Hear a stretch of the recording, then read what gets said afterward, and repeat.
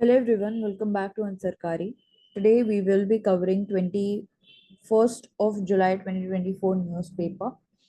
First of all, we are talking about कि budget 2024 से 25 के बीच में क्या क्या हो सकता है एंड यहाँ पे कुछ यूथ के आइडियाज को दिखाया गया है कि वो लोग किस किस चीज के बारे में डिजायर करते हैं।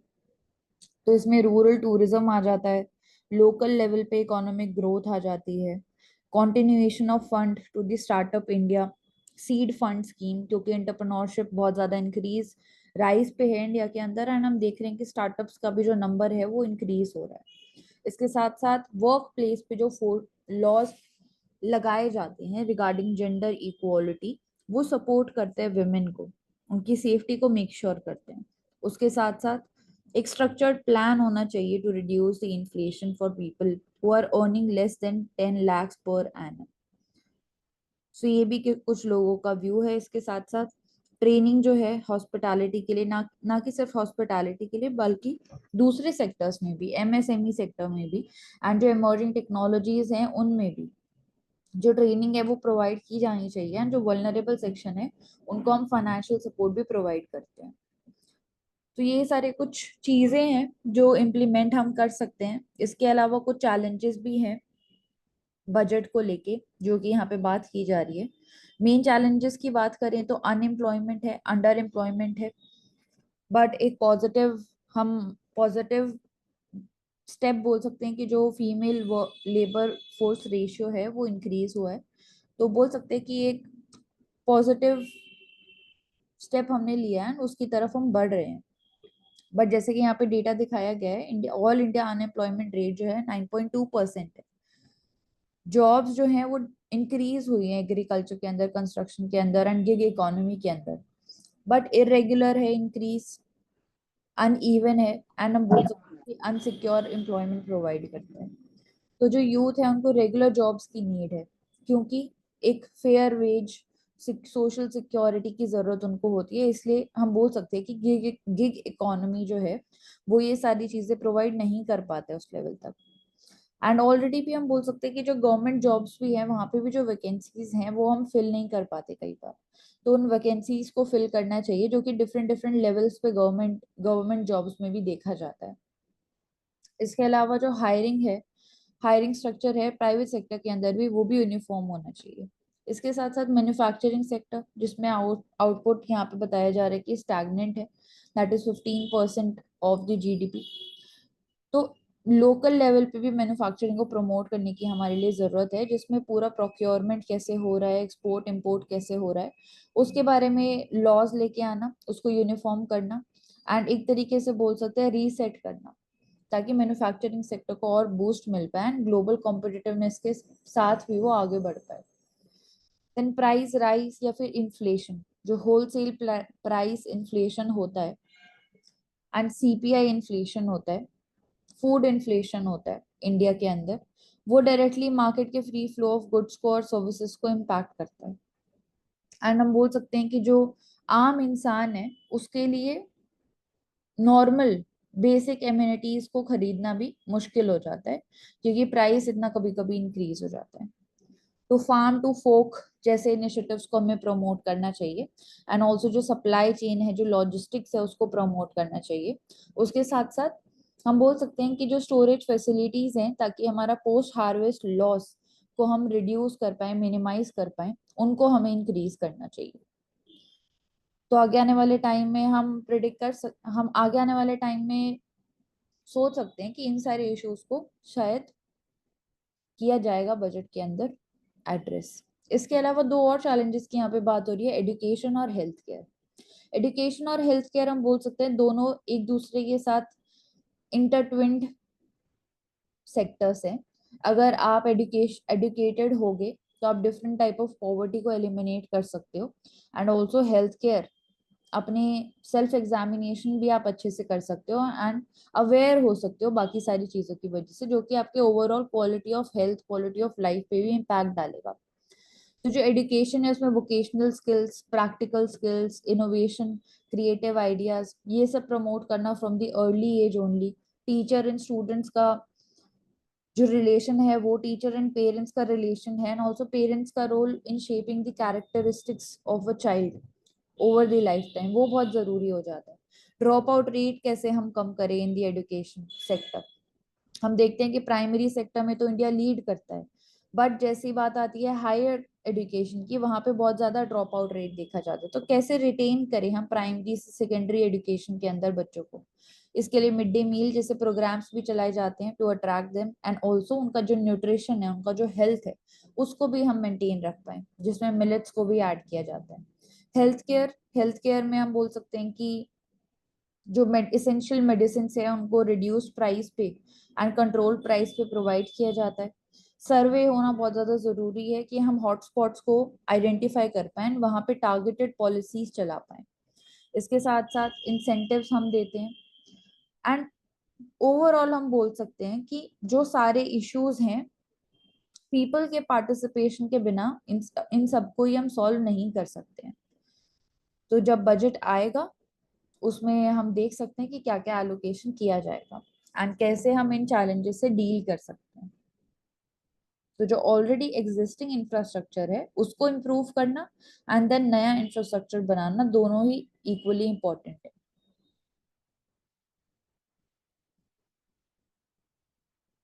Next, how screen time is affecting your sleep. तो स्क्रीन टाइम की यहाँ पे बात हो रही है specifically at the night time. जब आप रात में सोने वाले होते हैं उस टाइम से पहले आप, बोला जाता है कि 30 से 60 minutes before you are sleeping आपको फोन रख देना चाहिए साइड में, and you should not use it. क्योंकि कुछ टेक्निकल चीजें भी लिंक्ड होती हैं, जैसे कि ब्लू लाइट लाइट स्पेक्ट्रम में, विजिबल स्पेक्ट्रम में आती है, ह्यूमन आई उसको देख सकता है, शॉर्टेस्ट वेवलेंथ होती है और हाईएस्ट एनर्जी होती है।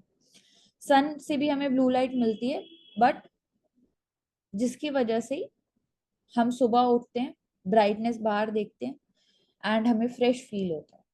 तो उस टाइम पे स्लीपी फील इसलिए नहीं होता है क्योंकि वो जो लाइट है वो हमारा माइंड कंसीव करता है कि अब मॉर्निंग हो गई है तो हमें उठना है। बट यही ब्लू लाइट जो है वो डिजिटल डिवाइसेस से भी हमें मिलती है, जिसकी वजह से आपका स्लीपिंग साइकिल या फिर कैसे क्वालिटी ऑफ स्लीप आप ले रहे हो वो डायरेक्टली इम्पैक्ट होता है। इसलिए जरूरी हो जाता है कि प्रोलॉन्ग एक्सपोजर नहीं होना चाहिए ब्लू लाइट के साथ। तो इसके जगह आप क्या कर सकते हो, सोने से पहले आप instead of spending a time on the social media और watching a show on the OTT platforms, उसके जगह आप कोई पॉडकास्ट सुन सकते हो, कोई ऑडियो बुक सुन सकते हो, जिसमें ब्लू लाइट के साथ आपका इंटरेक्शन मिनिमाइज हो जाएगा। या फिर आप कोई फिजिकल बुक भी पढ़ सकते हो। तो वेकफुलनेस की सिचुएशन को प्रमोट करता है ब्लू लाइट, एंड जब हम सोने की कोशिश करते हैं बट हमने प्रोलॉन्ग्ड एक्सपोजर दिया होता है टू दी फोन, उसकी वजह से हमारी जो मूड है उसमें अप डाउन देखने को मिलता है, एंजाइटी डिप्रेशन तक देखने को मिलता है, कॉग्निटिव फंक्शनिंग जो है वो इम्पैक्ट होती है, एंड ऑल्सो जो कंसंट्रेशन है आपकी वो रिड्यूस होती है। एंड जब आप ढंग से सोते नहीं है उसकी वजह से भी cardiovascular diseases, hormonal imbalances and weight gain जैसी प्रॉब्लम्स देखी जाती हैं, जिनसे लिंक्ड स्पेसिफिकली फीमेल्स में भी पीसीओएस एंड पीसीओडी देखा जाता है। सो टेक्नोलॉजी को आप टेक्नोलॉजी का यूज करके ही लिमिट कर सकते हैं, जैसे do not disturb mode and airplane mode, जिनका यूज करके आप फोन को साइड में रख सकते हैं ताकि आपको कोई नोटिफिकेशन भी ना आए। Then next, a pill as sunscreen new in the market. तो सनस्क्रीन क्रीम हम ऑलरेडी यूज करते हैं to have some protection against UVA and UVB rays, but यहाँ पे सनस्क्रीन पिल्स अब आने लगी हैं, ओरल सप्लीमेंट्स आप ले सकते हैं, जिनमें बेसिकली एंटीऑक्सीडेंट्स होते हैं। पॉलीपोडियम ल्यूकोटोमोस एक्सट्रैक्ट किया जाता है, बेटा कैरोटीन, ये सब डिफरेंट टाइप के एंटीऑक्सीडेंट्स हैं जो कि बेसिकली बोल सकते हैं मेलेनिन का जो प्रोडक्शन है आपकी स्किन में वो प्रमोट करते हैं। उसके प्रोडक्शन के थ्रू इनडायरेक्टली आप अपनी स्किन को बचा सकते हैं फ्रॉम दी सनबर्न या टैनिंग। तो जो पिल्स हैं they are not FDA approved as sunscreens and should not be considered as a replacement for tropical sunscreen and other sunscreen protection measures. So basically UV ray से बचने के लिए आप physical sunscreen को use करते हैं एक प्रोटेक्टिव लेयर बनाती है आपके स्किन के ऊपर, एंड जो यूवी रेज आती है इंटरेक्ट करती है आपकी स्किन के साथ, उनको वो स्कैटर कर देती है डिफरेंट डायरेक्शंस में, जिसकी वजह से आप वो जो रेज आ रही है वो आपकी स्किन में पेनिट्रेट नहीं कर पाती। एंड अब उसी का ही ऑल्टरनेटिव कंसिडर किया जाता है कि क्या सनस्क्रीन पिल्स जो हैं उनके क्या साइड इफेक्ट्स हैं, एंड बेसिकली एंटीऑक्सीडेंट्स कंज्यूम करने से क्या आप कर सकते हो, या वो क्या वो हेल्दी है। तो यहाँ पे वही बात हो रही है कि इसकी वजह से कुछ प्रॉब्लम्स भी आ सकते हैं, जैसे स्टमक अपसेट हो सकता है, डायरिया, नोजिया। तो जो गैस्ट्रो इंटेस्टाइनल डिस्टर्बेंसेस है वो देखने को मिल सकती हैं। एंड ऑल्सो जो प्रोसेस है कि जो एंटीऑक्सीडेंट्स हैं इन सनस्क्रीन पिल्स में, वो हेल्प करती हैं एक ऑक्सीडेटिव स्ट्रेस को रिड्यूस करने में और इन्फ्लेमेशन को रिड्यूस करने में, जो कि यूवी एक्सपोजर के बाद आती है। बट डायरेक्टली नहीं बोल सकते कि मेलेनिन प्रिवेंशन ही करता है। तो मेलेनिन डेवलपमेंट जो एक है वो कॉम्प्लेक्स प्रोसीजर है, एंड बहुत सारे स्टेप्स उसमें हम बोल सकते हैं, बहुत सारे फैक्टर्स इंक्लूडेड होते हैं, जैसे जेनेटिक्स, अगर सन से प्रोलॉन्ग्ड एक्सपोजर आपका हुआ है, सीवियर सन बर्न हुआ है, पर्टिकुलरली चाइल्डहुड में ज्यादा देखा जाता है। और जब हम सनस्क्रीन की बात करते हैं तो we also talk about SPF factor. SPF 5 होता है, SPF 30 होता है, डिफरेंट डिफरेंट नंबर्स होते हैं। So SPF firstly stands for sun protection factor. तो जितना हायर नंबर होता है, फॉर एग्जांपल अगर SPF 50 है, तो you can spend more time under the sun and it will have, you will be able to have more protection from the sunburn, from specifically UVB rays. तो इसमें ये भी पता होना चाहिए UVA और UVB में जब हम कंपैरिजन करते हैं, you can look for that also, एक minute.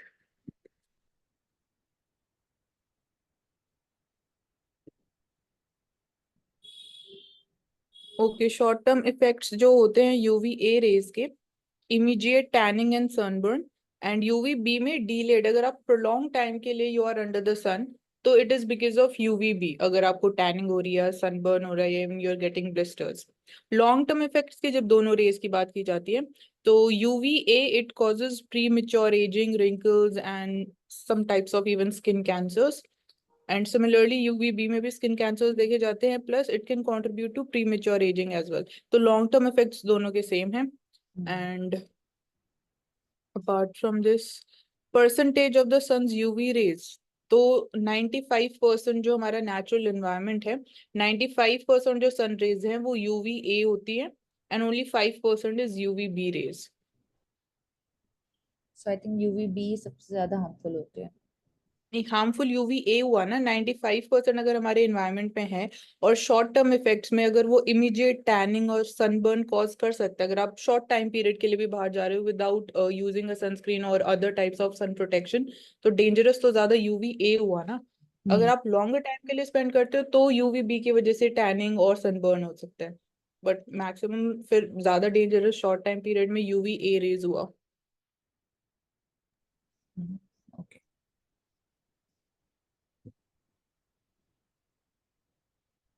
Next Next is regarding public procurement rules have been revised to boost the local manufacturing.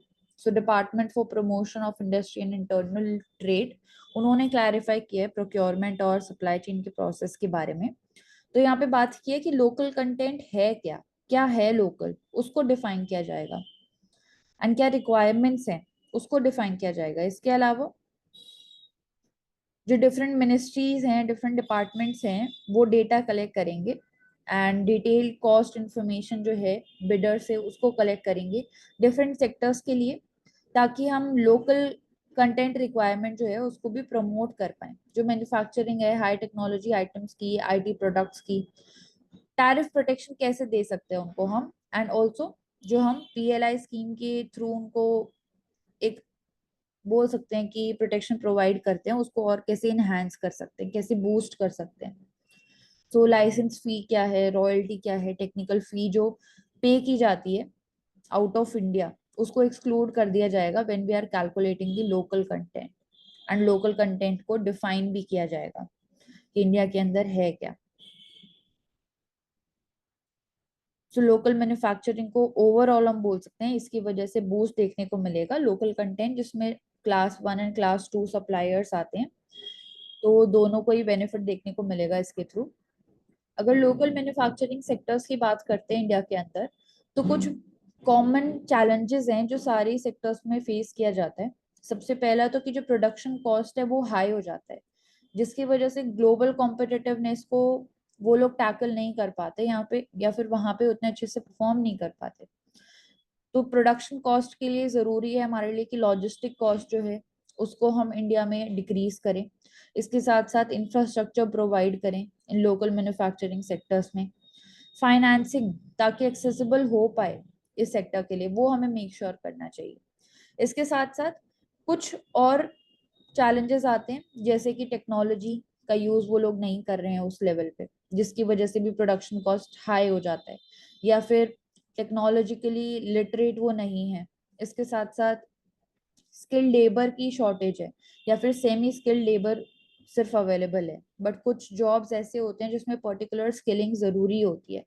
इसके साथ साथ जो रॉ मटेरियल ये लोकल मैन्युफैक्चरिंग सेक्टर में यूज होता है, वो लोग खुद ही इंपोर्ट डिपेंडेंट होते हैं, जिसकी वजह से भी ओवरऑल डिले होता है एंड कॉस्ट बढ़ जाती है, एंड रेगुलेटरी हर्डल्स भी वो लोग फेस करते हैं।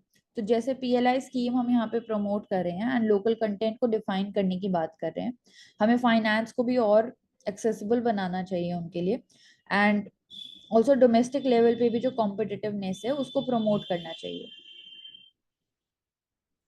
सोल्यूशंस में हम बोल सकते हैं रोड पोर्ट, जो स्मार्ट पोर्ट सिटीज हम बना रहे हैं उसको और ज्यादा प्रमोट करना चाहिए। टेक्नोलॉजी लिटरेसी को इंक्रीज करना चाहिए, कम्युनिटी लेवल पे अवेयरनेस प्रोग्राम्स चलाने चाहिए। लोकल लेवल पे रूरल एरियाज में पंचायत इसमें इंपॉर्टेंट रोल प्ले कर सकता है, लोन्स ग्रांट्स जैसे हम दे रहे हैं, तो इस फाइनेंसिंग से कैसे एक्सेस वो लोग पा सकते हैं उसके बारे में अवेयरनेस फैलाना, उसकी सेफ्टी के बारे में अवेयरनेस फैलाना, एंड ओवरऑल जो प्रोसीजर है कैसे आप एक्सेस कर सकते हो उसके बारे में अवेयरनेस फैलाना बहुत ज्यादा जरूरी है। एंड ऑल्सो क्या हम रॉ मटेरियल्स जो यूज कर रहे हैं इन इंडस्ट्रीज के अंदर, क्या उनको हम लोकलाइज कर सकते हैं, या लोकल लेवल पे वो अवेलेबल हैं, लोकल लेवल पे उनको सपोर्ट कर सकते हैं कि नहीं कर सकते हैं, वो भी एक क्वेश्चन उठता है। इसके साथ साथ R&D हम बोल सकते हैं और इनोवेशन बोल सकते हैं ऑल ओवर दी सेक्टर्स, चाहे वो लोकल मैन्युफैक्चरिंग में हो, चाहे वो डिस्ट्रिक्ट लेवल पे हो, या किसी भी लेवल पे हो, उसको हमें प्रमोट करना चाहिए ताकि ओवरऑल जो कॉस्ट है वो भी डिक्रीज होगा एंड आउटपुट जो है वो भी इंक्रीज होगा।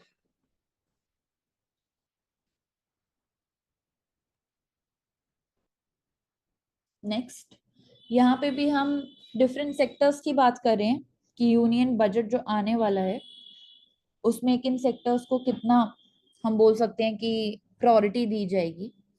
तो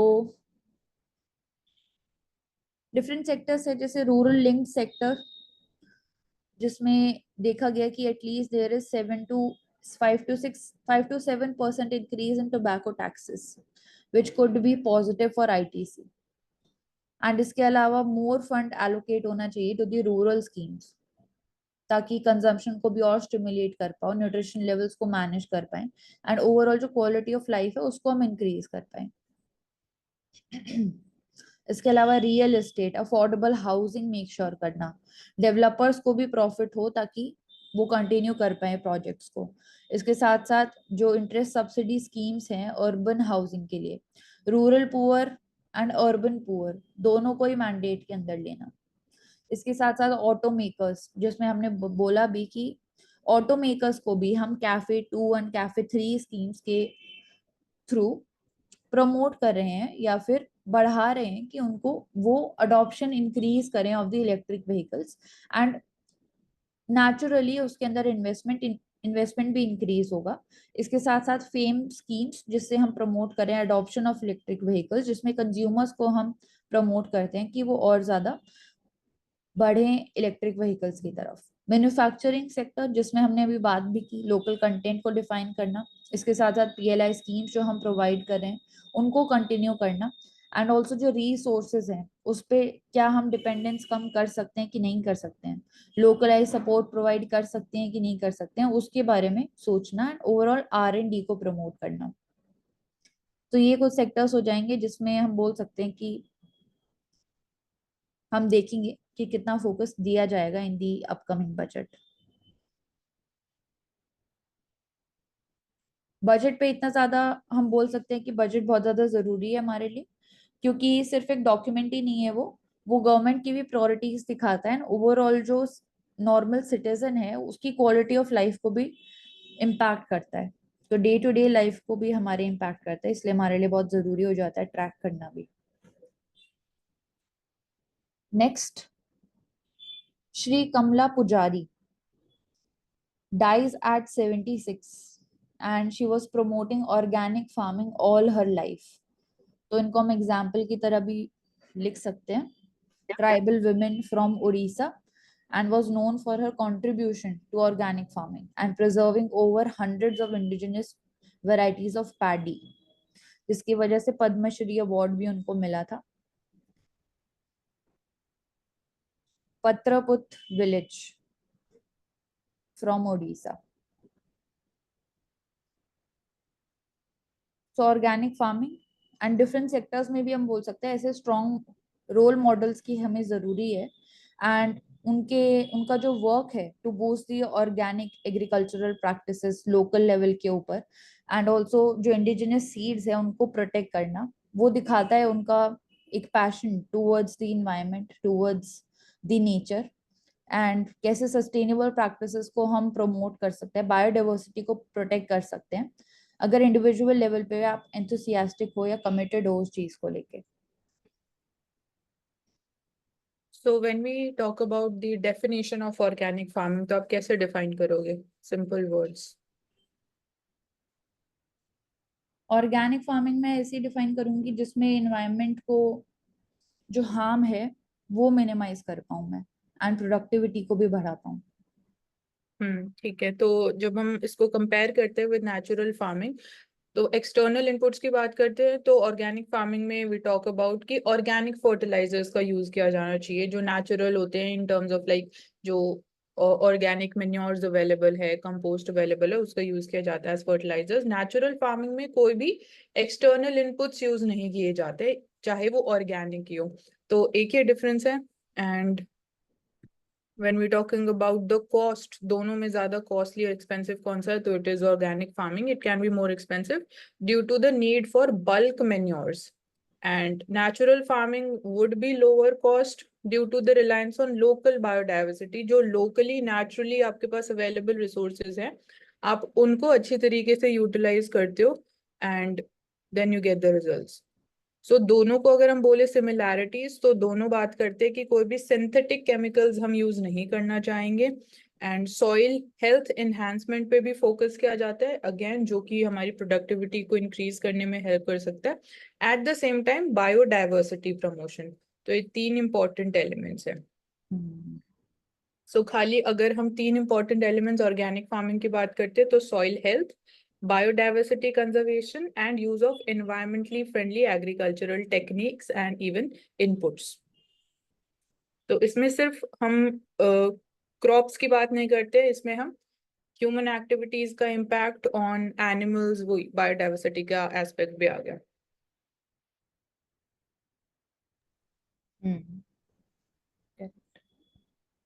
एंड ऑल्सो वुमेन फार्मर्स के लिए भी एक रोल मॉडल वो बन सकती है, रूरल लेवल पे भी एक स्ट्रॉन्ग रोल मॉडल बन सकती है।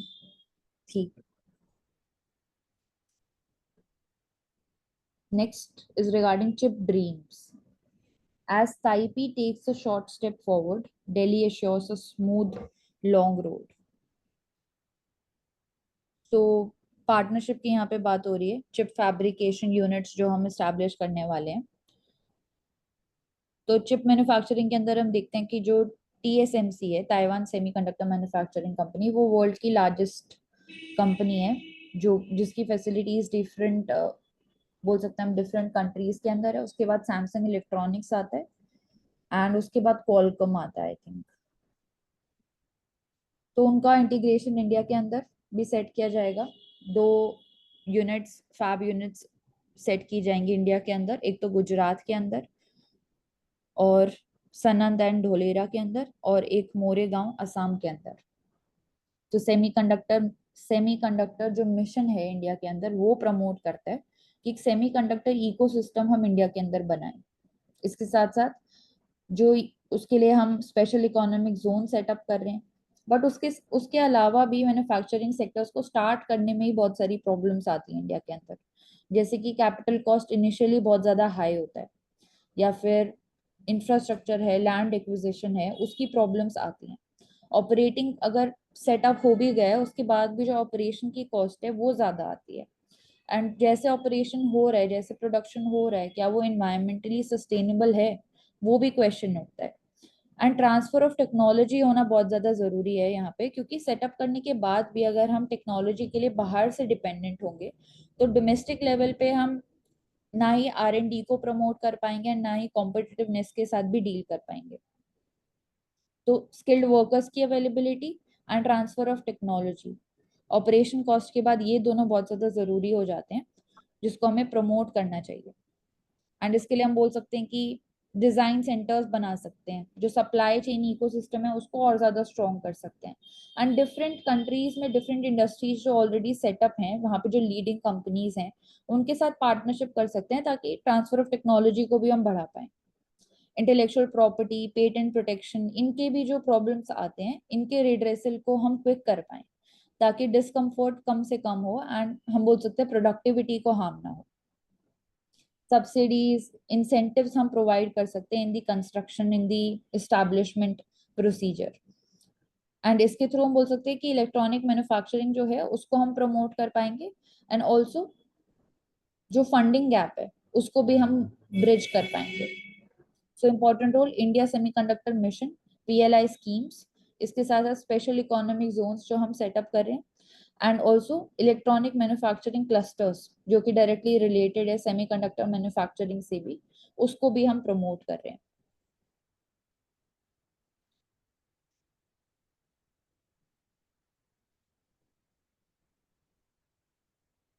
Next, need more focus on PM 2.5।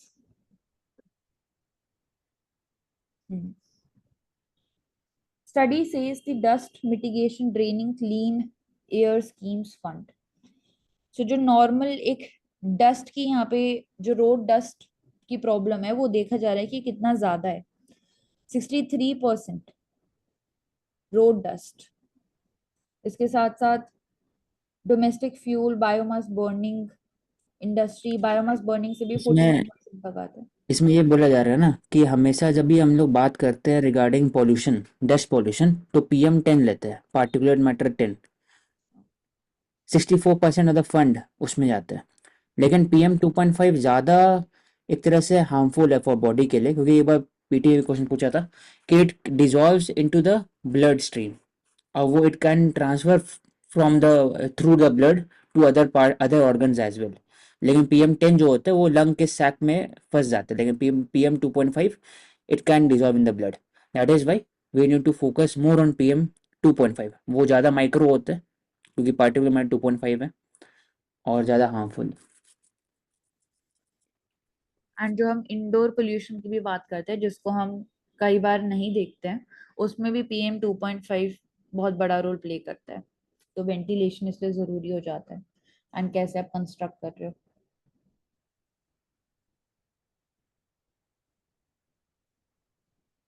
Also जो वेस्ट है उसको आप कैसे मैनेज कर रहे हो, वो भी एक रोल प्ले करेगा PM 2.5 को कम करने में। रिसाइकलिंग कैसे हो रही है, कंपोस्टिंग कैसे हो रही है, उसको प्रमोट करना, क्योंकि लैंड फिल्स के थ्रू भी हम बोल सकते हैं कि PM 2.5 का एमिशन बढ़ता है।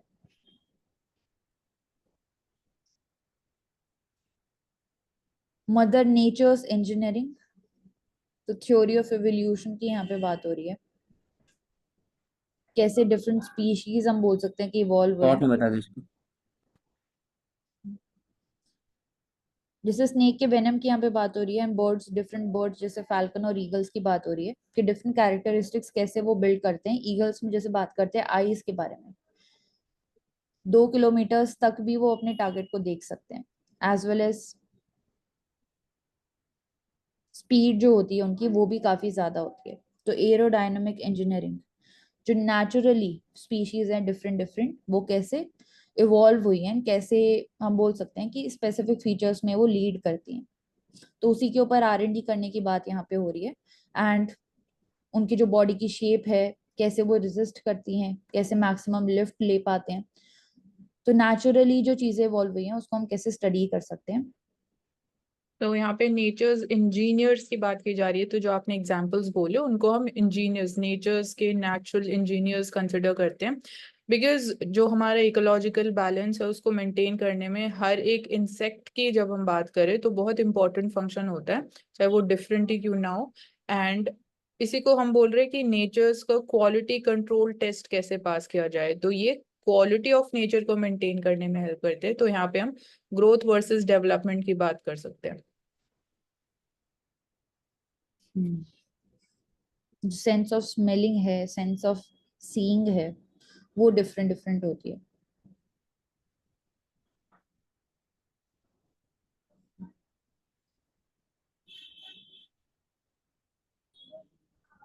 Next, animals acquire the genes from bacteria that can provide antibiotics. So यहाँ पे हम बोल सकते हैं कि जो फ्रेश वाटर एनिमल्स हैं they protect themselves from the infections, and वो कई बार क्रॉल कर जाते हैं हेड में, माउथ में, गट में, and also different nerves and muscles के अंदर।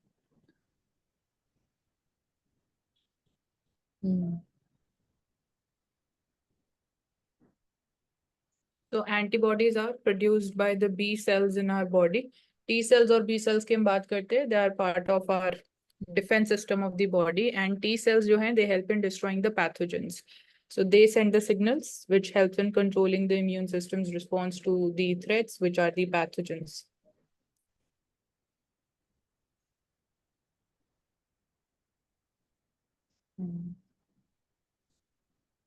एंड मोस्ट ऑफ द जो एंटीबायोटिक्स प्रोड्यूस होते हैं they are produce naturally by fungi and the bacteria in the wild. So bacterial conjugation जो डायरेक्ट ट्रांसफर होता है जीन्स का from the bacteria and the animals, and then transformation का process, जो animals हैं वो एक तरीके से फ्री डीएनए ले लेते हैं फ्रॉम द बैक्टीरिया, जिसको फिर जीनोम में इंटीग्रेट किया जाता है, एंड इसी से वायरल डिजीजेस जो होती हैं वो भी हम बोल सकते हैं वायरल वेक्टर्स का ट्रांसफर भी होता है from the bacteria to the animals. तो एंटीबायोटिक रेजिस्टेंस ये इंक्रीज हो जाता है, बायोटेक्नोलॉजी का यहाँ पे रोल आ जाएगा।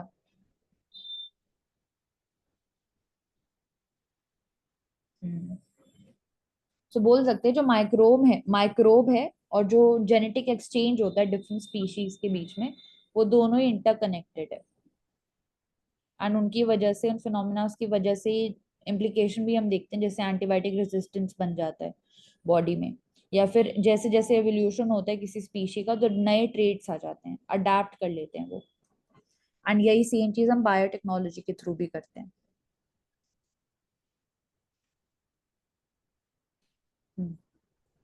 देन नेक्स्ट, मॉर्बिडिटी की यहाँ पे बात कर रहे हैं हम। मॉर्बिडिटी मतलब एक ऐसा स्टेट जिसमें आप अनहेल्दी हो या डिजीज हो, तो इलनेस जैसी कंडीशन, उसमें हम मॉर्बिडिटी बोलते हैं।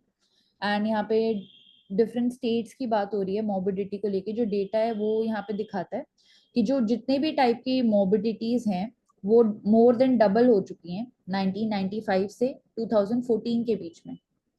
एंड जो राइज है उसमें सबसे ज्यादा रोल प्ले करता है नॉन कम्युनिकेबल डिजीजेस, जिनका इंक्रीज 29% देखा गया था इन 1995, एंड 2018 के अंदर 96%, 96,000 देखा गया इन दी 2018।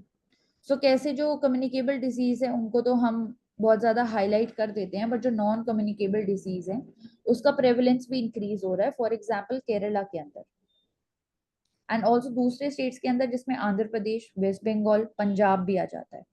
सो डिफरेंट डिसेबिलिटीज जो कि रिलेटेड होती है मॉर्बिडिटीज से, उनके केस में हमने देखा है कि वो डिक्लाइन हुआ है सिंस 2004।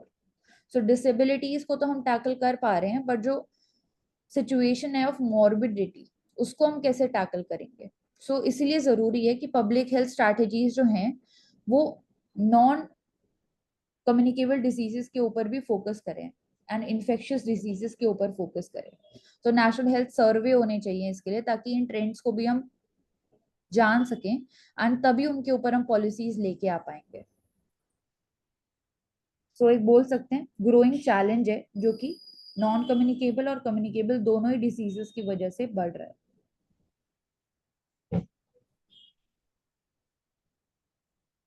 सो इसमें जो मार्क्ड मॉर्बिडिटी ट्रांजिशन की बात हो रही है, क्या ट्रांजिशन यहाँ पे एम्फेसाइज किया जा रहा है?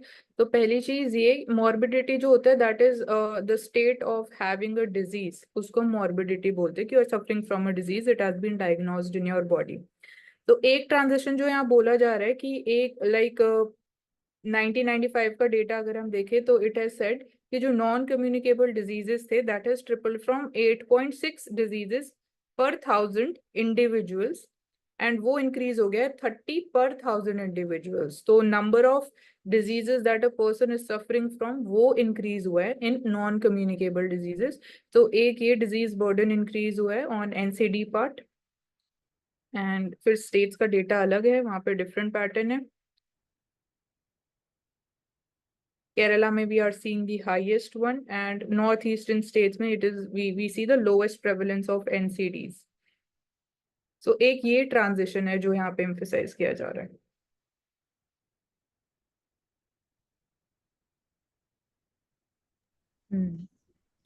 एंड इसके साथ साथ साइड में भी हम देख सकते हैं जो पिग लंग है, it has been transplanted and it can survive the immune suppression. तो यहाँ पे प्रोसेस को हम जेनो ट्रांसप्लांटेशन बोलते हैं, जिसमें किसी भी ऑर्गन को हम ट्रांसप्लांट करते हैं एक स्पीशी से दूसरे स्पीशी के अंदर। एंड ज्यादातर पिग्स के जो ऑर्गन है उसको ट्रांसप्लांट किया जाता है इन दी ह्यूमंस, क्योंकि हम बोल सकते हैं कि जो सिमिलैरिटी है, ऑर्गन्स होते हैं वो सिमिलर होते हैं साइज और फंक्शनिंग में ह्यूमन ऑर्गन्स अगर कंपेयर करते हैं, एंड एक सूटेबल मैच बनते हैं। एंड ऑल्सो जो पिग्स हैं they are easy to breed, तो जेनेटिकली मॉडिफाई इतना नहीं करना पड़ता, एंड वो रिस्क रिड्यूस हो जाता है कि ह्यूमन इम्यून सिस्टम जो है वो रिजेक्ट कर देगा ऑर्गन को।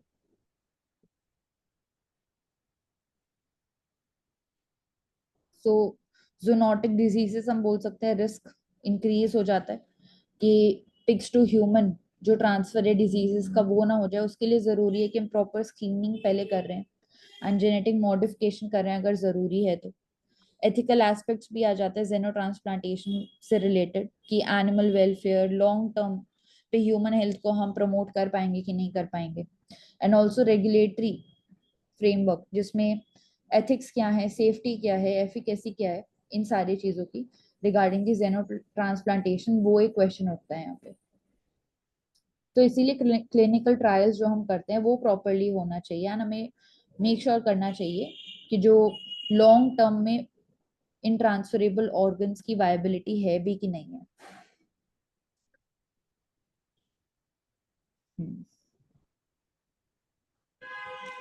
Then next is rise and shine, morning sunlight and your well-being। तो हमने अभी देखा था कि जो ब्लू लाइट है उसके साथ आपका इंटरेक्शन रात में लिमिट करना चाहिए। सोने से 30 से 60 मिनट्स पहले ही हमें फोन का यूज बंद कर देना चाहिए, क्योंकि एक वो वेकफुलनेस की सिचुएशन को प्रमोट करता है जिसकी वजह से आपकी सोने की जो साइकिल है वो डिस्टर्ब होती है। सो वैसे ही यहाँ पे जो cycle of light and darkness है उसी की बात हो रही है जो हर दिन होती है, एंड जो हमारी बॉडी की कार्डियक रिदम होता है 24 आवर्स में, तो उसको आप डिस्टर्ब ना करें, जिसकी वजह से लैक ऑफ स्लीप जैसी भी जो प्रॉब्लम्स है वो बहुत ज्यादा प्रेवलेंट हो गई है लोगों के अंदर। एंड ऑल्सो जब सनलाइट में हम जाते हैं तो रॉड्स एंड कॉन्स जो हमारे फोटो रिसेप्टर सेल्स होते हैं वो एक्टिव होते हैं। रॉड्स जो कि काफी ज्यादा सेंसिटिव होते हैं लाइट से बट कलर सेंसिटिव नहीं होते, and cons they work best in the bright light and वो हमें कलर विजन प्रोवाइड करते हैं। तो जो रॉड्स एंड कॉन्स हैं वो जो सनलाइट से फोटोन हमें मिल रहा है उसको इलेक्ट्रिकल सिग्नल्स में पास करते हैं, एक इमेज हमें दिखाई देती है।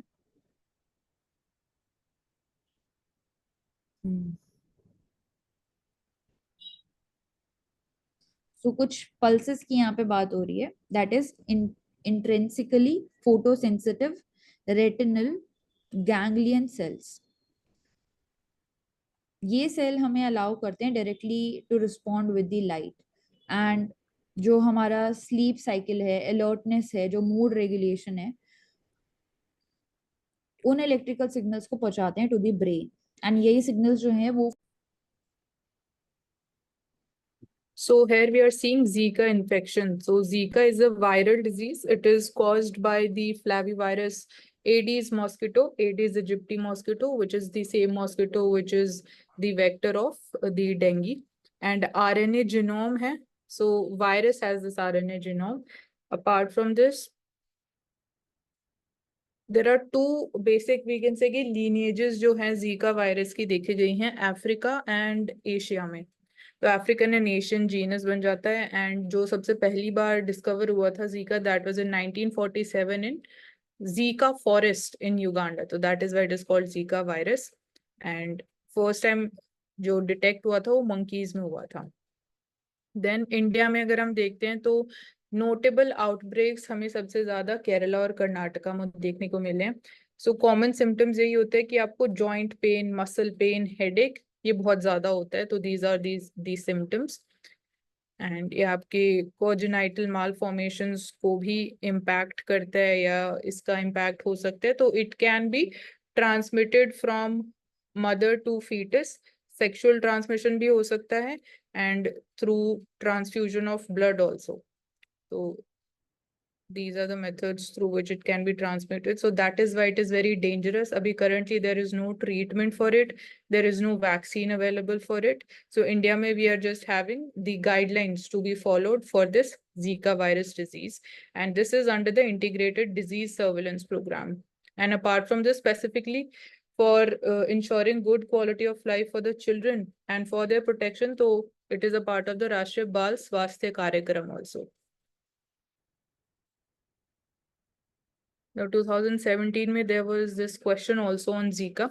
So first statement was saying कि tropical regions में Zika virus disease is transmitted by the same mosquito that transmits dengue. So this is correct. हमने देखा Aedes aegypti mosquito है. Second statement है sexual transmission of Zika virus disease is possible. तो ये भी अभी देखा, तो दोनों statements are correct. ठीक है, next.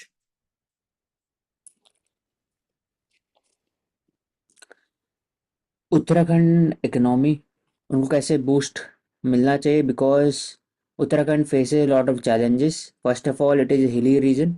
सेकंड, माइग्रेशन है from the hilly region to urban plain area. For example Delhi, Gurgaon, वहाँ से वहाँ पर लोग आते हैं काम करने के लिए. तीसरा कि it is disaster prone region, कि वहाँ पर हेवी इंडस्ट्री आप नहीं स्टैब्लिश कर सकते. तो क्या ऑल्टरनेटिव हो सकता है टू क्रिएट जॉब्स? तो उसमें तो बूस्ट रूरल इकोनॉमी, उसमें हाउस ऑफ हिमालय नाम के ब्रांड है, इसको प्रमोट किया जा रहा है. और इसका काम रहा है कि जो भी एसएचजी ग्रुप्स है और जो भी एमएसएमई सेक्टर छोटे छोटे होंगे जो काम करते होंगे बैम्बू में, सिल्क में, हॉर्टिकल्चर में, हर चीज़ में, तो उसको इसी के through, house of Himalaya brand के थ्रू प्रमोट किया जाएगा. उससे क्या होगा, सर्टिफिकेशन किया जाएगा, ओवरऑल प्रोडक्ट क्वालिटी और प्रोडक्ट फोकस किया जाएगा, प्लस रिन्यूमरेशन सही ढंग से मिल सकता है जो भी वर्कर है उनको ओवरऑल. फिर सस्टेनेबिलिटी पर फोकस किया जाएगा. And it will B completely transparent in sourcing material and production process. Consumer trust हो जाएगा. प्लस ई कॉमर्स के थ्रू भी इसको प्रमोट कर सकते हैं, जैसे अमेजन इंडिया और बाद में फ्लिपकार्ट भी रोल कर सकते हैं. तो पहला कीवर्ड इसमें हाउस ऑफ हिमालय है, ऐसा ब्रांडिंग दिया गया है उत्तराखंड को. सेकंड, उत्तराखंड को प्रमोट कर सकते हैं रिगार्डिंग द ऑर्गेनिक, नीचे करो, ऑर्गेनिक फार्मिंग के लिए. और क्यों? क्योंकि ऑर्गेनिक फार्मिंग उत्तराखंड के लिए रहेगा, क्योंकि आप वहाँ पर इंटेंसिव फार्मिंग नहीं कर सकते रिगार्डिंग राइस, वीट या बाकी सब. तो क्या कर सकते हैं, हॉर्टिकल्चर. तो food processing industry such as apple cider vinegar हो गया, या फिर एप्पल जूस हो गया, red rice, black jeera, lentils, honey, mustard oil, ये सब प्रमोट कर सकते हैं. उसके लिए भी अलग से एक UOCB है, उत्तराखंड ऑर्गेनिक कम्युनिटी बोर्ड, जो बात करता है which have several kind of cell, technical cell, training, certification, marketing, हर एक एरियाज में वो डील करता है. फर्दर सेकंड थर्ड आता है कि लोकल हैंडलूम एंड हैंडीक्राफ्ट. पहले ब्रांडिंग की बात कर ले, फिर ऑर्गेनिक, फिर लोकल हैंडीक्राफ्ट. उसमें ओल्ड एज प्रैक्टिसेस जो है उसको कैसे इंटीग्रेट करें तो इससे बात हो रहा है under the reputed label Himadri. इसको जैसे ऊपर में था हॉल ऑफ हिमालयस, वैसे ही हिमाद्री यहाँ पर है, which talks about the quality and genuineness of the craft product. इसको प्रमोट किया जाएगा through various e commerce platform as well as on several occasion such as craft bazaar, Delhi Haat, international trade fair, Suraj Kund Mela. ये सब में क्राफ्ट्समैनशिप अपने अपने skill produce करेंगे और साथ ही साथ उनको एक अच्छे रेनोवेशन मिल सकता है apart from selling the product on Amazon. And फिर आर्टिशन और ट्रेडिशन उसको प्रमोट कैसे कर रहे हैं। दून सिल्क एक लेबल है उत्तराखंड कोऑपरेटिव सिल्क फेडरेशन के अंदर में, उसमें सिल्क वीविंग कस्टम है, इसको वापस से प्रमोट किया जाए regarding quality and training of the workers. 6,000 people इनको जॉब मिलता है। 100% नेचुरल फाइबर ग्लोबल मार्केट में एक्सपोर्ट कर सकते हैं। तो then last is Uttarakhand bamboo fibre development board, जो भी डेली लाइफ प्रोडक्ट में यूज करते हैं, फॉर एग्जाम्पल ब्रूम हो गया, टेबल हो गया, या फिर हैंगिंग आर्ट, पेंटिंग, सब चीज बैम्बू और जो पाइन ट्री के फाइबर है उसको यूज कर सकते हैं। तो it needs certain kind of skill activity, और प्लस जो घर में आर्ट यूज करते हैं या फिर खरीदते हैं, it is not made from sustainable product, वो कहीं ना कहीं प्लास्टिक का रहता है या फिर ग्लास का रहता है। तो बैम्बू से क्या फायदा होगा कि overall local production, local heritage भी सेव होगा, स्किल भी मिलेगा, लोकल आर्टिसन को भी रेनोवेशन मिलेगा, प्लस सस्टेनेबल भी रहेगा। तो बैम्बू प्रोडक्ट, इसमें बैम्बू बॉटल बात हो रहा है, high quality bamboo shell, durable रहने वाला है ये। तो ओवरऑल इतने एरिया फोकस करना होगा उत्तराखंड को अपार्ट फ्रॉम टूरिज्म। सिर्फ टूरिज्म नहीं है उत्तराखंड के लिए, इतने सारे इंडस्ट्री है, फूड प्रोसेसिंग इंडस्ट्री है, एसएचजी ग्रुप्स है इसमें, क्योंकि आप हेवी माइनिंग नहीं वहां पर स्टैब्लिश कर सकते हैं। आप जब करते हैं हाइड्रो इलेक्ट्रिक जियोथर्मल, तो वहां पर फिर it gets washed away. 4,000 crore worth of hydroelectric project was washed away in 2013 Uttarakhand flood, और उसके बाद भी 2021 में भी। तो देखा जाता है कि डिजास्टर प्रोन रीजन है, तो वहां पर डिफरेंट मेथड होना चाहिए इकोनॉमिक प्रॉस्पेरिटी का। तो ये कुछ method apart from tourism.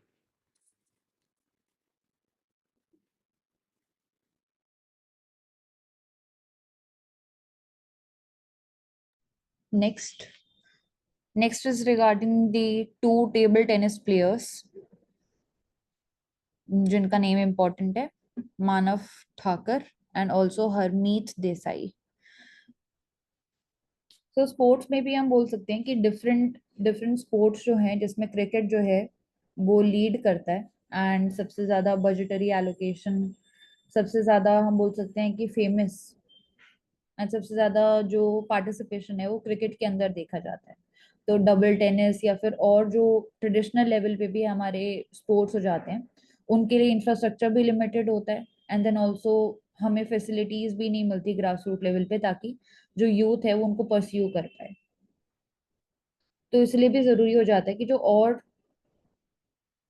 Sports हैं हमारे पास, उसमें भी लोगों का इंटरेस्ट इंक्रीज हो, जिसकी वजह से ओवरऑल उसके ऊपर भी फोकस इंक्रीज होगा। जैसे कि इंडियन फुटबॉल भी हम बोल सकते हैं, जिसमें ओवर द टाइम जो पब्लिक इंटरेस्ट है वो इंक्रीज हुआ है, एंड जिसकी वजह से इंफ्रास्ट्रक्चर भी इंक्रीज हुआ है फुटबॉल को लेके, एंड जो ओवरऑल कॉस्ट आती है स्पोर्ट्स की, एंड कुछ कुछ स्पोर्ट्स को हम जैसे कंसिडर करते हैं कि एलीट स्पोर्ट्स हैं, जिसमें टेनिस भी आ जाता है।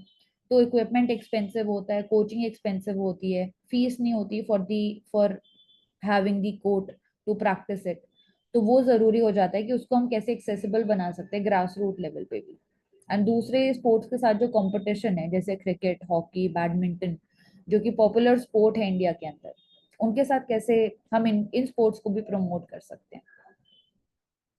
तो क्या हम हर स्पोर्ट को, जो इमर्जिंग स्पोर्ट है, उसको एक्सेसिबल बना सकते हैं, एंड कैसे प्रमोट कर सकते हैं डिफरेंट स्पोर्ट्स को।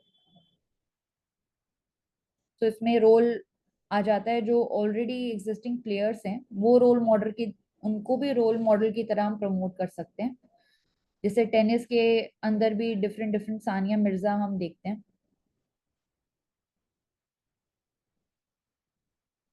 कौशिक, मानसी दी, आप कुछ ऐड करना चाहेंगे इसके ऊपर? यहाँ पे हम उड़ीसा हॉकी मॉडल की बात कर सकते हैं कि वी हैव सीन कि the state of Orissa, they have invested in specialized infrastructure for the enhancement of the sports of hockey and the promotion, क्योंकि अभी हॉकी वर्ल्ड कप जो हुआ था वो उड़ीसा में ही हुआ था। So we can have more of national competitions also if we are having the specialized infrastructure availability.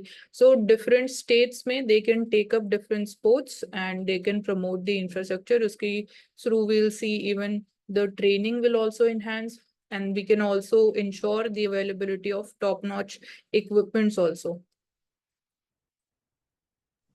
And हम बोल सकते हैं कि जो स्कूल लेवल है एंड जो कॉलेज लेवल है वहीं से ही हम डिफरेंट स्पोर्ट्स को प्रमोट कर सकते हैं। राइट, इवन यहाँ पे नेशनल एजुकेशन पॉलिसी भी आ जाएगी तो विच टॉक्स अबाउट वोकेशनल एजुकेशन, तो उसमें स्पोर्ट्स एक इम्पोर्टेंट रोल प्ले कर सकता है।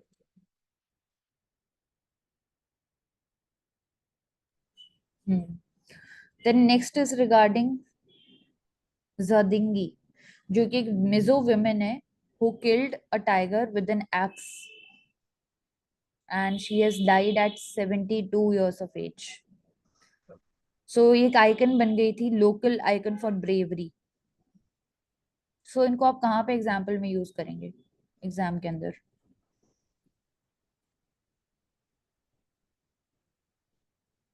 औशिक, मानसी दी। नहीं, यहाँ पे इसको अगेन हम वुमेन लीडरशिप की रोल में बात कर सकते हैं, because talking about the time period of 1978, तो जैसे कि she became a local icon of bravery and she was even recognised by the president of India in 1980। She was the only human to kill a tiger by axe. तो Baki, we can talk about the important role of again tribals also, their contribution, their presence, their cultural practices and their traditions, how that can be well integrated when we are talking about even climate change resiliency in current times. So their welfare is also equally important.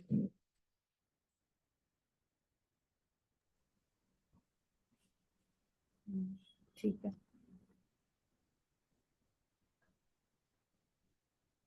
Next is regarding the gender gap in education. What is the gender gap in education?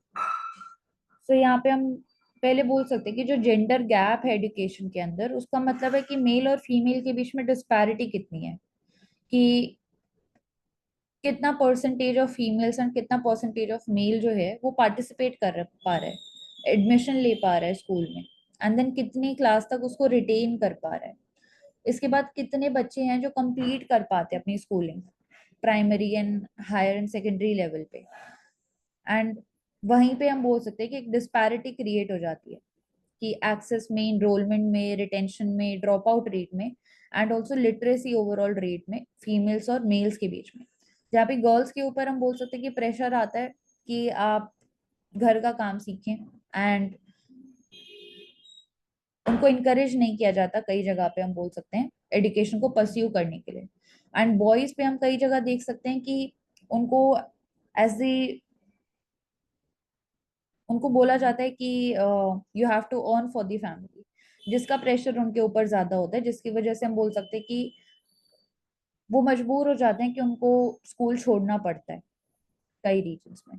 तो ज्यादातर इस case में हम बात करते हैं हरियाणा की, secondary level पे जो ड्रॉप आउट देखा जाता है। बट इस आर्टिकल में हाईलाइट किया गया है कि जो गुजरात है वहां पे भी रीजनल डिफरेंसेस ज्यादा हैं, if you compare it to them, if you compare it to Haryana and Tamil Nadu. So ये दिखाता है कि जो जेंडर गैप है कैसे हम उसको इंक्रीज कर सकते, कैसे हम उसको डिक्रीज कर सकते हैं, लिटरेसी रेट को कैसे इंक्रीज कर सकते हैं, ओवरऑल जो एकेडमिक परफॉर्मेंस है गर्ल्स और बॉयज दोनों की, normal reading, mathematical skills, science में, इनोवेशन में, कैसे हम उनको प्रमोट कर सकते हैं, वो ये आर्टिकल हाईलाइट भी कर रहा है। सो यहाँ पे हम बोल सकते हैं कि सबसे पहले तो जो कल्चरल बैरियर्स हैं, पेरेंट्स का रोल है, फैमिली का रोल है, क्या उनके पास उतना फाइनेंशियल रिसोर्सेज है कि वो प्रायोरिटाइज कर पा रहे हैं एजुकेशन को, जिसके लिए ऑलरेडी जो गवर्नमेंट है वो स्कीम्स भी चलाता है, गवर्नमेंट स्कूल्स हैं। एंड सबसे ज्यादा देखा जाता है कि 10 लाख गवर्नमेंट स्कूल्स हैं इंडिया के अंदर। तो उसके थ्रू भी हम इन चैलेंजेस को मेक श्योर करते हैं कि हम बढ़ा सकें जो इनरोलमेंट है उसको। इसके साथ कल्चरल सोशल नॉर्म्स हम बोल सकते हैं, पेट्रियार्की की problem regarding the boys education और regarding the girls education. Girls के केस में हम बोल सकते हैं कि जो टीनेज प्रेगनेंसी, अर्ली मैरिजेस का केस होता है, इसके साथ साथ चाइल्ड लेबर का केस होता है, उसकी वजह से हम प्रायोरिटाइज नहीं कर पाते एजुकेशन को। एंड इंफ्रास्ट्रक्चर, जो एग्जिस्टिंग स्कूल्स हैं भी हमारे पास, गवर्नमेंट स्कूल जो एग्जिस्टिंग हैं भी, उसमें भी देखा जाता है कि बेसिक फैसिलिटीज नहीं मिल पाती, जैसे सेपरेट टॉयलेट्स नहीं होते कई बार गर्ल्स के लिए, सेफ ट्रांसपोर्टेशन कोई मेथड अवेलेबल नहीं है, सैनिटरी प्रोडक्ट्स नहीं है, पीने के लिए साफ पानी नहीं है। एंड ऑल्सो जो डिस्टेंस है स्कूल का रूरल एरिया से, कई बार देखा जाता है कि वो इतना दूर स्कूल होते हैं कि वो वायबल ही नहीं होता बच्चों के लिए इतना दूर ट्रैवल करना स्कूल पहुंचने के लिए। इसके साथ साथ और भी रिलेटेड प्रॉब्लम्स हैं जो कि डायरेक्टली एजुकेशन को भी इम्पैक्ट करती हैं, जैसे कि आपकी हेल्थ कितनी है, पॉवर्टी का लेवल क्या है, इसके साथ साथ सेफ्टी कंसर्न्स आ जाते हैं, जेंडर बेस्ड वायलेंसेस के केस आ जाते हैं, वो ओवरऑल इस डिस्पैरिटी को बढ़ाते हैं। सो यहाँ पे जो डेटा की बात की जा रही है,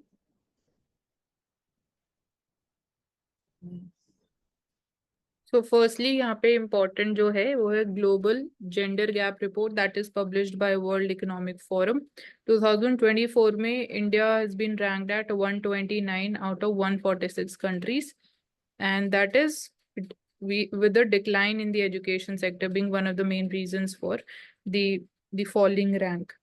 Then second data, it is talking about जो हम जेंडर डिस्पैरिटी, जेंडर गैप की बात करते हैं in terms of enrolment of male and female, तो वहां पे we have seen significant improvement.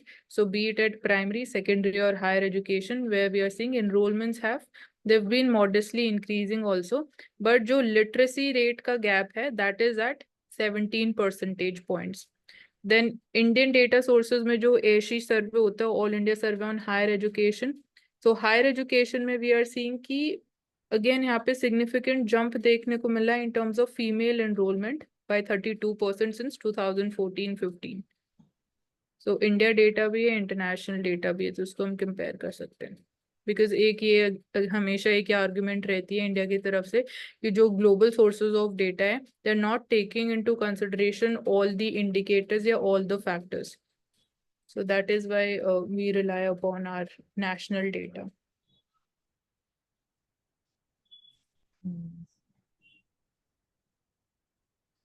And also primary education जिसमें बोलते हैं इंडिया लीड करता है, बट जब सेकेंडरी एजुकेशन की बात आती है तो वहाँ पे ड्रॉप आउट रेट जो है वो इंक्रीज हो जाता है। तो कैसे हम रिटेन कर सकते हैं, इसमें कम्युनिटी लेवल पे अवेयरनेस कैंपेनिंग हम कर सकते हैं, जो स्कीम्स ऑलरेडी एग्जिस्टिंग है, स्कॉलरशिप ऑलरेडी प्रोवाइड की जाती है स्पेसिफिकली गर्ल्स को, उनको उनके बारे में भी अवेयरनेस हम क्रिएट कर सकते हैं सोसाइटी के अंदर।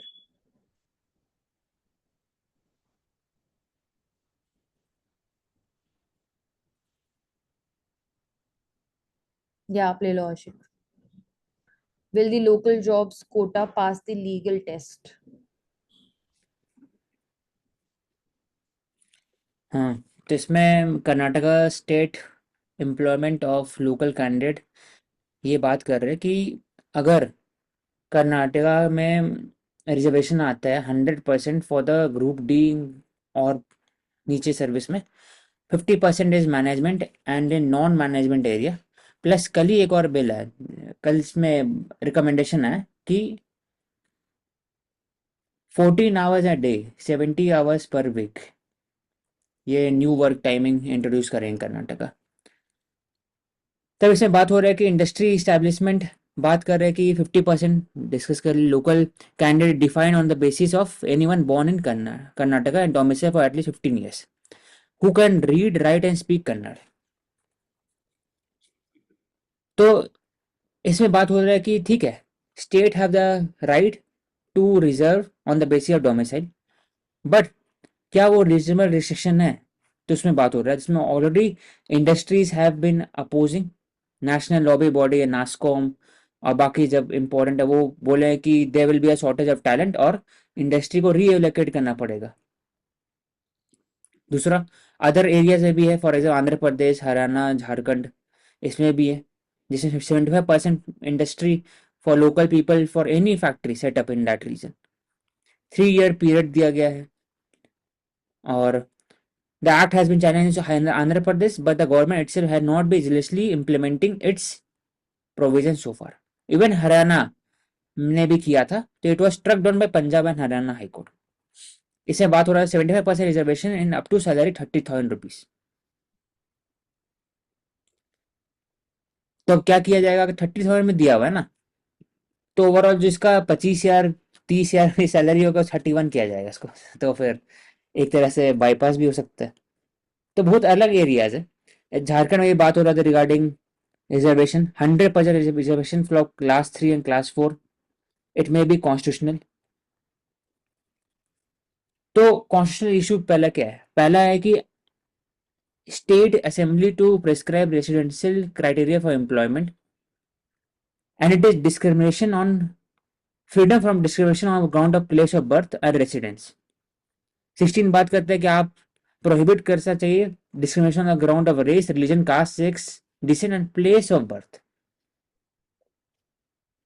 तो प्लेस ऑफ बर्थ और रेसिडेंट है ना, हो सकता है ये वॉयलेट करे, इसलिए it has been challenged in several courts. दूसरा कि आर्टिकल 35 ये बात करता है parliament alone have the power to enact law to residential requirement. Parliament इस पावर है, तो स्टेट गवर्नमेंट खुद कर रहे हैं, तो एक अलग चैलेंज हो गया। सेंटर और स्टेट का इशू, फेडरल इशू एग्जाम्पल है इसका। दूसरा 19(1)(d) बात करते हैं कहीं भी मूवमेंट कर सकते हैं आप, freedom of movement of citizen throughout the country of India. उसमें भी एक क्वेश्चन उठता है, right to carry any occupation, trade and business, और हायर भी कर सकते हो, रेस्ट्रिक्ट नहीं कर सकते, तो ये भी क्वेश्चन उठता है। तो अच्छा है, इसमें एग्जाम्पल दिया हुआ है। आर्टिकल 16 है, 16(3) है, दूसरा 19 है, 19(1)(e) है, 19(1)(g) है एंड ऑल्सो 35A। तो अलग अलग एरियाज में बात हो रहा है कि this may not pass the constitutional test.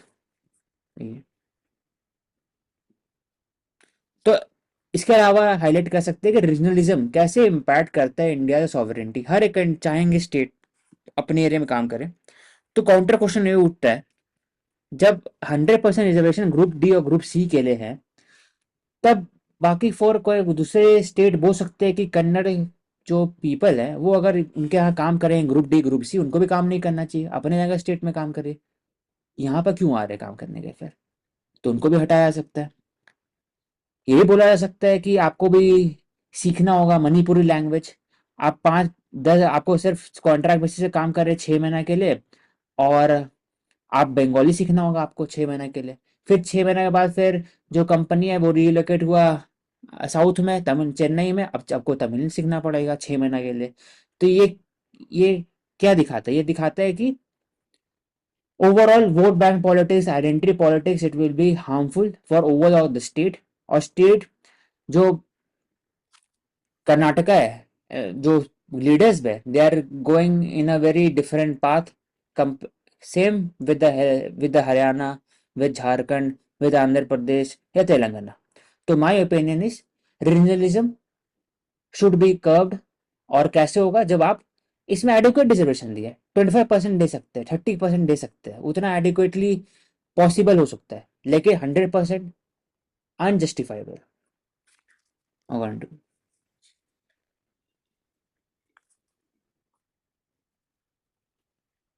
Next कि लास्ट यही रहता है, what are the rules for IAS बड़ा कर प्रोबेशनर। ले लेते इसको, डिटेल में ले लेते इसको।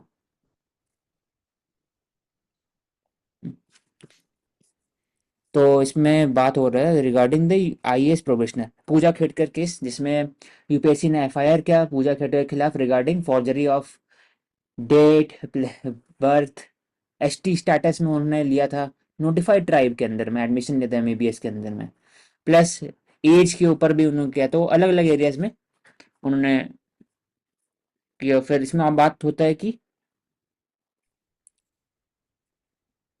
ओवरऑल बात है, OBC certificate, fake disability, chairman CAT tribunal के पास गई थी, 6 मेडिकल एग्जामिनेशन को स्किप भी किया। तो ये दिखाता है कि यूपीएससी को कितना स्ट्रिक्ट होना चाहिए with regarding to the exam procedure.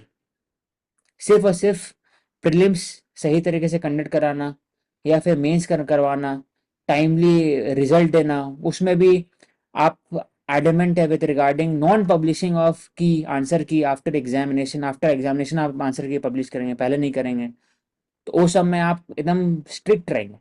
लेकिन ओवरऑल जो सर्टिफिकेट मैटर होता है, पीडब्ल्यूडी सर्टिफिकेट 6 बार मेडिकल एग्जामिनेशन को भी ऐसा नहीं कि वेट बढ़ा हुआ है या कुछ इशू है, बीपी हाई है, उसके लिए आपको मेडिकल एग्जामिनेशन में बात हो रहा है, तो उसमें लैक्सिटी हो सकता है थोड़ा, लेकिन इसमें पीडब्ल्यूडी मैटर है, सर्टिफिकेट मैटर है। उसे 6 बार एग्जामिनेशन को आप स्किप करेंगे और आपके कैंडिडेट लायबल भी नहीं हो सकते कैंसिलेशन के। तो ये क्वेश्चन उठता है।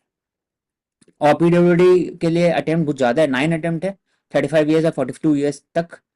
और इवन SC ST के लिए भी अनलिमिटेड अटेम्प्ट है, 37 ईयर, 17 अटेम्प्ट दे सकता है, 16 अटेम्प्ट। स्क्रूटनाइज किया गया ओवरऑल। तो UPSC conducts examination on the behalf of union government, recommend करता है। At exam stage candidate submit करते हैं रिजर्वेशन के लिए, सब चीज के लिए। फर्स्ट पेज यूपीएससी करता है। आफ्टर पर्सनल इंटरव्यू और candidate are sent to medical checkup government hospital. ये होता है एग्जाम के जस्ट इंटरव्यू का अगला दिन होता है, सुबह सुबह 10 बजे से लेकर 4 बजे तक होता है, next day of the interview. फिर PWD candidate they have to appear board before a board medical board AIIMS they will determine the level of disability. File are sent to the DoP. और एम्स में पूजा खेड़ के मामले में 6 डॉक्टर थे, एक doctor ने खुद से साइन कर दिया, 6 डॉक्टर थे दिनों। तो ओवरऑल ये दिखाते हैं नेपोटिज्म, ये दिखाते हैं कितना पॉलिटिकल और इवन ब्यूरोक्रेसी नेक्सस है with regarding to forgery of certificate, and it hampers the integrity of the system, it hampers the trust which the people have on UPSC। Probation period है 4 to 4 years, इसमें अगर improvement चाहिए तो कर सकते हैं, disciplinary action ले सकते। तो प्रोबेशन है डिस्चार्ज फ्रॉम सर्विस, सस्पेंड नहीं होता, डिस्चार्ज होता।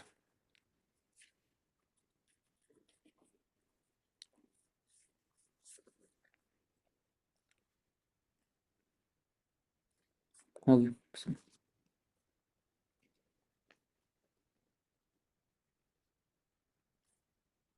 एंड कर दो।